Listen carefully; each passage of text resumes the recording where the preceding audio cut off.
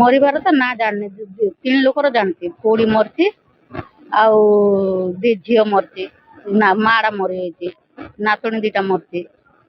ଆଉ ଆଙ୍କ ଟିକେ ଜାଣିଛି। ଆଉ ଯୋଉ ଡ୍ରାଇଭର ଯୋଉ ବୋଲତେ ସେ ଡ୍ରାଇଭର ଆଉ ତ ଜଣ ଆଉ ଯୋଉ ଯିଏ ମଲା ପୁଅ ପିଲାଟା ତାର ସ୍ତ୍ରୀର ହେଲେ ଗୁଡ ନଷ୍ଟ ଏଟା ହେଇଯାଇଛି ବୋଲଛି। ମାପୁର ପାଖକୁ ଯାଉଥିଲେ ବୋଲଛି ପୁରା କଦଳା। ହଁ ହଁ ହଁ କଦଳା ଯାଉଥିଲେ, ଝିଅର ବାଳ କାଢିବେ, ଛେଳି ବୁଦା ମାରିବେ ବୋଲିକିରି କହିଲା କରୁ ଝିଅ ଆଙ୍କେ ସମସ୍ତେ କୁଟୁମ୍ବ ଯାକୁ ଛାଡି ହଉଛି ଗୋଟେ ଗାଁ ଭିତରେ ସମସ୍ତେ ଅଛନ୍ତି ବୋଲିକି ମା ଭଉଣୀ ସବୁଠିକି ଡାକିକି ଧରିକିରି ଗଲା। ଧରିକିରି ଯାଇକିରି ଅଧ ରାସ୍ତା ହେଇছে ଏମିତି ଘଟଣା ଘଟିଲା। ହଁ ପଡୁଛି, ଆମର ତ ନିଜର ଭଳିଆ ଏକା।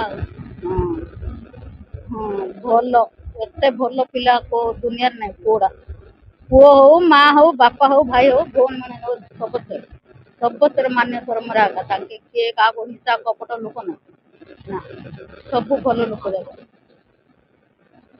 ଖବର ବେଲେ 10ଟା ଏମିତି ହେଇଯିବ, ଯାଉ ଯାଉ ତ ସାଙ୍ଗେ ସାଙ୍ଗେ ସେ ଅଧ ବାଟରେ ଆଉ ଗଲା ବେଳକୁ ଆକା ଏଥା ହେଇଗଲା। ହଁ ହସ ଖୁସିରେ ପୁରା ସ୍ୱର୍ଗରେ ଭାସିଲେ।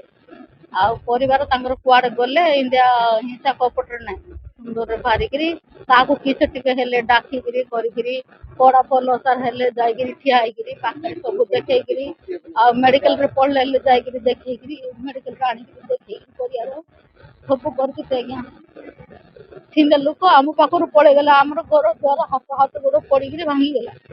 ହଁ ସବୁ ଆଣିକି ଠିଆ ରହିଛି ଆଜ୍ଞା।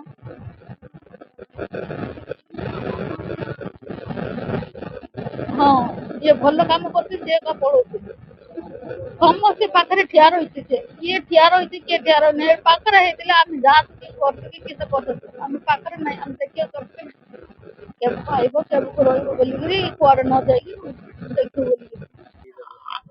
ଏ ଘଟଣା ବିଷୟରେ ଆମେ ହଠାତ୍ କିଛି ଜାଣିନୁ, ମାତ୍ର ଆମେ ଟିଭି ଚ୍ୟାନେଲରେ ସବୁ ଦେଖିଲୁ, କୁଆଡୁ କୁଆଡୁ ଫୋନ୍ ଆସିଲୁ, ସବୁ ଜମାଜୁଟ ହେଇକି କଥାବାର୍ତ୍ତା ହେଲେ ଏମିତି ଏମିତି ଘଟଣା ହେଇଛି ବୋଲିକିରି। ହେଲେ ପରିଶେଷରେ ଆମେ ଜାଣିଲୁ ଯେ ଏମିତି ବୁରାଣୀ ସ୍ଥାନରେ ଏ ପ୍ରକାର ଏମିତି ଏମିତି ଘଟଣା ହେଇଛି ବୋଲିକି ଆମେ ଟିଭି ଚ୍ୟାନେଲରେ ଦେଖିବାରୁ ଏ ସବୁ ଆମେ କିଛି କିଛି ଜାଣିଲୁ ଯେ ତାଙ୍କର ସପରିବାର ତ ଯାଇଥିଲେ ଗୋଟେ ଅନୁଷ୍ଠାନକୁ ଯାଇଥିଲେ, ସେଇଠି ପୂଜା ଅର୍ଚ୍ଚନା କରିବା, ତାଙ୍କର ଦେବ ଦର୍ଶନ କରିବା, ଆସିବା ବୋଲିକି ତାଙ୍କେ ଖୁସିରେ ଯାଇଥିଲେ। 6ଟା ଅଥରେ ଏଇଠୁ ବାହାରିଥିଲେ, ମାତ୍ର ଏ ଘଟଣା ହବ ବୋଲିକି କାହାକୁ ଜଣା ନାହିଁ। ହେଲା, ସେ ବୁରାଣୀ ଅଞ୍ଚଳରେ କଣ ହେଲା କଣ ନାହିଁ ସେଇଟା ସେମାନେ ଜାଣିଛନ୍ତି। ତାଙ୍କୁ କୋଉଠି ମେଡିକାଲରେ ଜଏନ୍ କରୁଛନ୍ତି, କୋଉଠି କଣ କରୁଛନ୍ତି, କାହାକୁ କୋଉଠି ରଖିଛନ୍ତି, ଏସବୁ ତାଙ୍କ ପାଖରେ ଅଛି। ମାତ୍ର ଆମେ ଚ୍ୟାନେଲରେ ଦେଖିବାଟା ଆମକୁ କୋଦଳା ମେଡିକାଲରେ କେତେ ଜଏନ୍ ହେଇଛନ୍ତି ଜୀବିତ ଥିବାର, ଆଉ ଯୋଉ 6 ଯୋଉ ମୃତ୍ୟୁ ହେଇଛନ୍ତି ବଡ 4 ପିଲା 2। ହେଲେ ପିଲା 2 ଯେ କାହାର ନାତି ନାତୁଣୀ ଏମାନେ ସେମାନେ ଏମିତି ଏ ପ୍ରକାର ଅଛନ୍ତି। ହେଲେ ବଡ ଯୋଉ 4 ଯୋଉ ମଲେ, ହେଲେ ଗୋଟେ ଘରର ସ୍ୱାମୀ ସ୍ତ୍ରୀ, ଆଉ ଗୋଟେ ଘରର ଦିଟା ଝିଅ, ତାଙ୍କର ପିଲା 2ଟା, ଏ ପ୍ରକାର ଏମିତି ଦୁର୍ଘଟଣା ଗୋଟେ ଘଟିଛି।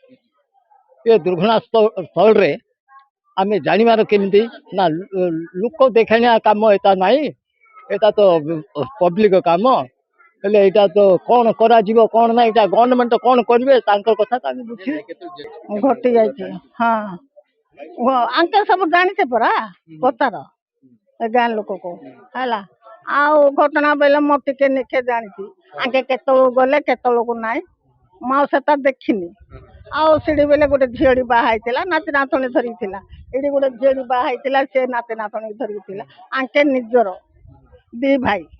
ଆଉ କାଲି ତ କଥା ହେଇକି ପରଦିନ ଗଲୁ, ଏମିତି ଘଟଣା ତାଙ୍କର ନିଜେ ମାପୁର ପାଖ ଯାଇଥିଲେ।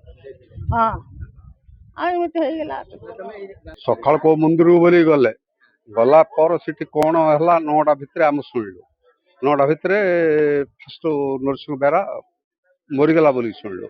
ତାପରେ ତା ମା, ତାପରେ ତାଙ୍କ 2 ଭଉଣୀ, ତାଙ୍କର 2ଟା ପିଲା ଛୁଆ ବି, ମାନେ 6 ଲୋକ ମରିଯାଇଛ ବୋଲି ଶୁଣିଲା ପରେ ସବୁ ଆମ ପିଲାମାନେ ସବୁ କାର ପାଇଁ ଯାଇଛନ୍ତି। ପୁରା ଆମର ବି ଏମଏଲ ଫାଉଣ୍ଡେସନ ବି ଯାଇଛନ୍ତି ସମସ୍ତେ। 2 ଜଣ ତ ବଞ୍ଚିଛନ୍ତି, ଆଉ 2 ଜଣ 3 ଜଣ ବଞ୍ଚିଛନ୍ତି। 8ଟା ଆମ ଗାଁ 8ଟା। ହଁ। ଆମ ଗାଁ ଅଟୋଟା କେତେ ଜଣ ବସିଥିଲେ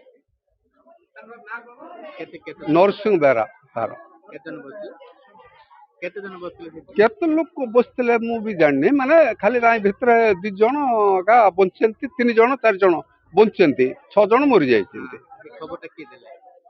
ତାଙ୍କ ସେଠୁ ଫୋନ କଲେ ସେ ଆମ ଗାଁ ଛୁଆଟା ପିଲାଟା ଗୋଟେ ଥିଲା ସେଠି ସିଏ ଫୋନ କରିକି ଆମ ଗାଁକୁ ଶୁଣେଇଲା ଆମ ଗାଁ ପିଲା 2ଟା ଆଗା ଥିଲେ ସେଠି ଗୋଟେ ପରିବାରରେ ସବୁ ଗୋଟେ ପରିବାର ଆଗା ବୋଲେ ଭାଇ ଭଉଣୀ ମା ରିଲେସନ ରିଲେସନ ଖାଲି ମା ପୁଅ ଆଉ ଝିଅ 2ଟା ମରି ଯାଇଛନ୍ତି ତାର ନାତୁଣୀ 2ଟା ମରି ଯାଇଛନ୍ତି ପିଲା 2ଟା କେତେ ବର୍ଷର? അപ്പോൾ ଏମିତି ସଂସ୍ଥା ଲାଗିଥିଲା ଆପେଲରେ କି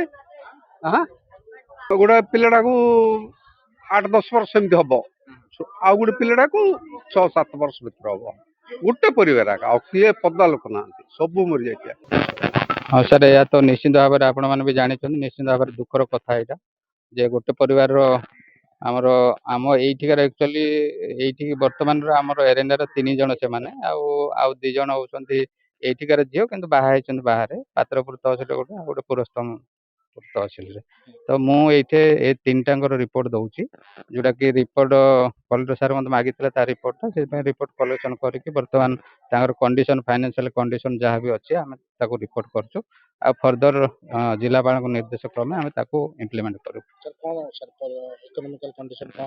ନାଇଁ ଯାହା ପାରିପାର୍ଶ୍ୱିକ ଇଏରେ ଜଣା ପଡିଲା ଯେ ସିଏ ନିଜ ପୋର କଣ୍ଡିସନ ସେମାନେ ଡେଲି ଲେବର ଭଳିଆ ଅଛନ୍ତି ସେଥିପାଇଁ ଆମେ ସେ ଅନୁସାରେ ମଧ୍ୟ ରେକମେଣ୍ଡେସନ କରୁଛୁ ସେଇଟା